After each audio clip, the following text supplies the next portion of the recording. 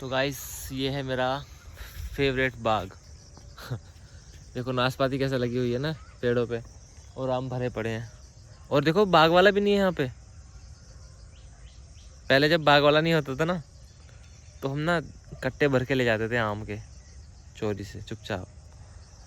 अभी मन ही नहीं कर रहा तोड़ने का यार, चोरी करने का मन ही नहीं करता अब, पता नहीं क्या हुआ। और मज़ा भी तभी आता था ना जब वो गालियाँ देता था दूर से बैठ के। देखो कैसे नाशपाती लगी हुई है, देखो ये देखो। मन ही नहीं करता यार, पता नहीं क्या हो गया है। कोई कहने सुनने वाला ही नहीं है, बाग में नहीं बैठा कोई भी। वो टाइम यार बहुत अच्छा लगता था भयंकर कोई। देखो आम लगे हुए हैं, तो है कोई नहीं यहाँ पे बाग में।